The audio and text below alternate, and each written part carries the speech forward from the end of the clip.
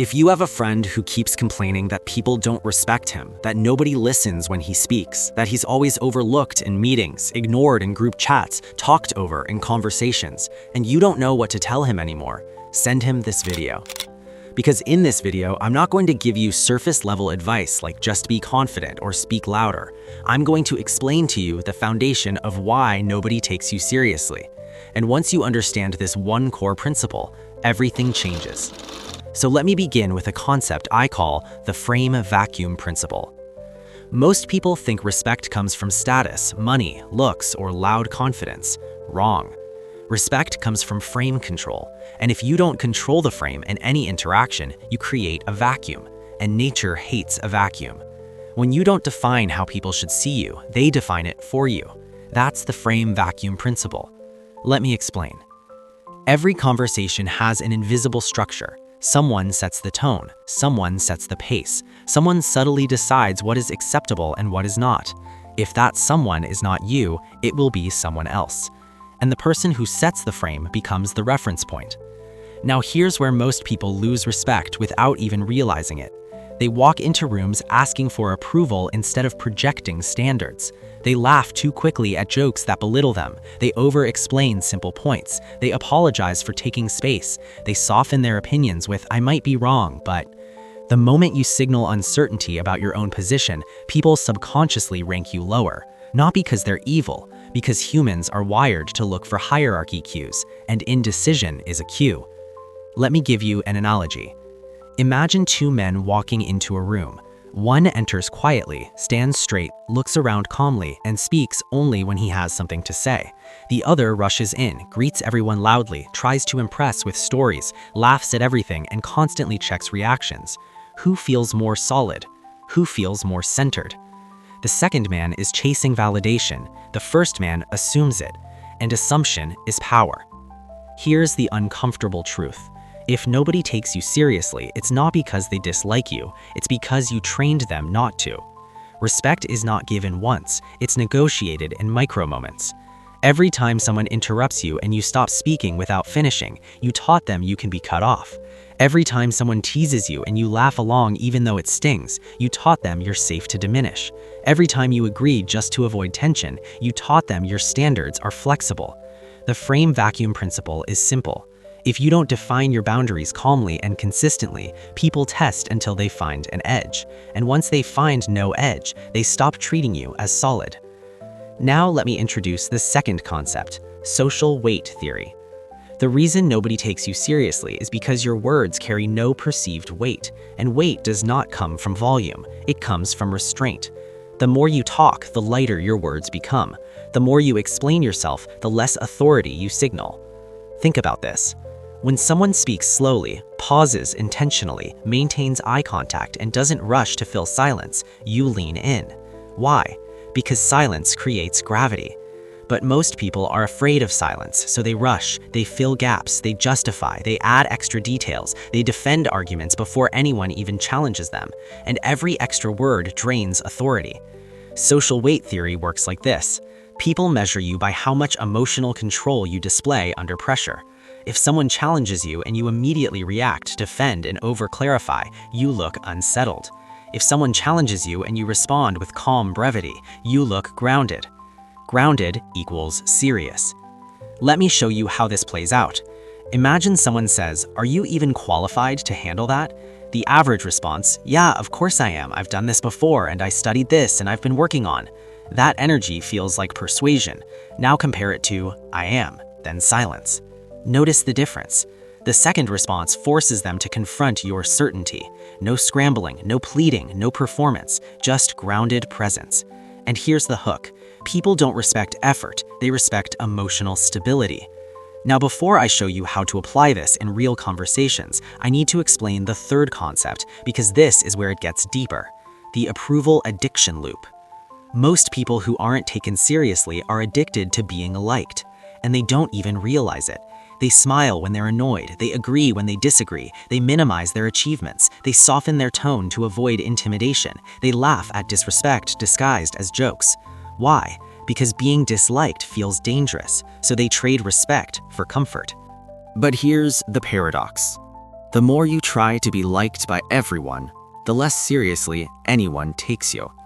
Because seriousness requires friction. Let me explain.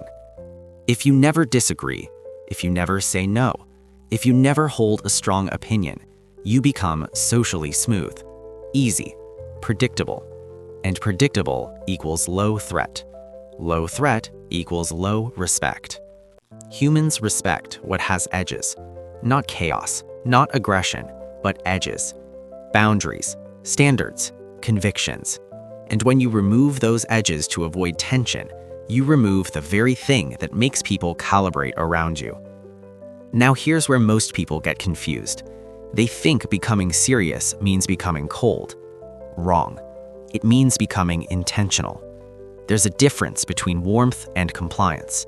Warmth says, I'm relaxed. Compliance says, please approve me. People feel that difference instantly. Let me show you something subtle. When someone makes a joke at your expense and you genuinely find it funny, laugh. But when someone makes a joke that undercuts you and you laugh automatically, you teach them that disrespect costs nothing. Instead, hold eye contact, smile slightly, and say calmly, interesting. Then move on. No anger, no lecture, just subtle signal. That small shift creates friction, and friction creates recalibration. Now let me break down the fourth concept, the certainty projection effect. People don't analyze your logic as much as you think. They analyze your conviction. Two people can say the exact same sentence. One will be ignored. One will be followed. The difference? Certainty projection. Certainty is not loud, it's stable. It's the absence of apology in your delivery. For example, I think maybe we should try this approach, versus we're going to try this approach. The first asks, the second declares. And here's the deeper layer. Certainty reduces cognitive load for others. When you speak with hesitation, people have to process whether they should believe you. When you speak with grounded conviction, their brain relaxes and defaults to alignment. That's why indecisive leaders lose rooms, not because they're wrong, but because uncertainty spreads. And if you consistently present yourself as uncertain, why would anyone anchor to you? Now before you say, but what if I'm not sure? Understand this. You don't need to be arrogant. You need to be decisive. Even saying, here's what we're doing for now, signals more strength than, I don't know, what do you guys think? Notice the pattern. Leadership tone equals seriousness. Now let me connect everything. Frame vacuum principle, social weight theory, approval addiction loop, certainty projection effect. If nobody takes you seriously, it's because you allow others to define the tone. You overspend words. You prioritize likability over standards. You communicate uncertainty, even when you have clarity.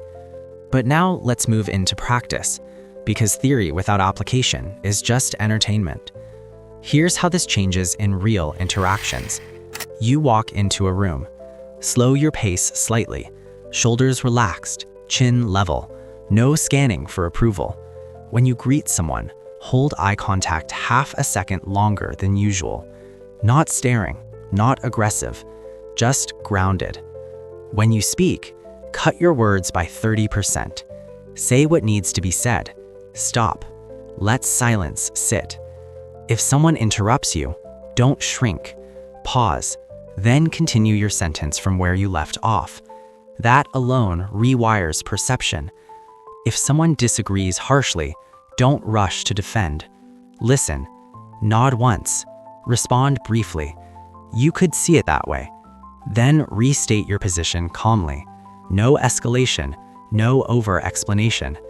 And if someone tests you socially with teasing, respond with controlled amusement or redirect, but never self-deprecate for cheap acceptance.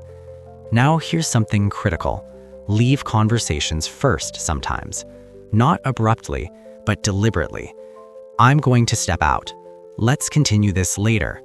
Scarcity builds weight. Over-availability dissolves it. Texting works the same way. If you respond instantly every time, if you write paragraphs explaining tone, if you apologize for delayed replies that were barely delayed, You position yourself as reactive. Instead, short, clear, on your time, warmth, then space. People take seriously what feels structured, and structure begins with you. Now, if you're listening and thinking, this feels unnatural, good, because you've been operating on autopilot approval patterns for years. Changing social positioning feels uncomfortable at first, but discomfort is the cost of recalibration. And here's the final concept before I summarize everything: identity anchoring. The way people treat you is based on the identity you consistently project. If your identity is easygoing, always available, never confrontational, quick to laugh off disrespect, that becomes your anchor. And once anchored, people resist updating it, which means if you suddenly try to assert yourself aggressively, they'll push back, not because they hate you, but because you broke pattern too fast. So the shift must be calm and consistent. No dramatic speeches, no sudden alpha performance, just micro adjustments repeated. Less laughing at disrespect, more finishing your sentences, more decisive phrasing, more controlled silence, more standards. Over time, the identity updates, and when identity updates, treatment follows. Now, I know that since the beginning of this video, I've thrown multiple principles at you, so let me compress this into something you can apply immediately. Walk slower, speak less, finish sentences, hold eye contact slightly longer, stop apologizing for existing, replace I think with I believe, replace maybe with here's what we'll do. When challenged, respond briefly. When teased unfairly, don't reward it. When uncertain, decide anyway. When finished speaking, stop. Don't rush to fill silence. Remember this structure. Your frame sets tone. Your restraint creates weight. Your boundaries create edges. Your certainty creates alignment. Your consistency updates identity. Nobody takes you seriously because you unconsciously trained them not to. But the moment you shift from seeking approval to holding standards, the room recalibrates. Not instantly, but inevitably. Because seriousness isn't about becoming louder. It's about becoming solid, calm, measured, intentional. No chasing reactions, no overperforming, no begging for validation. You don't demand respect. You embody it long enough that people adjust. This is the silent shift. Stay centered, and I'll see you in the next one.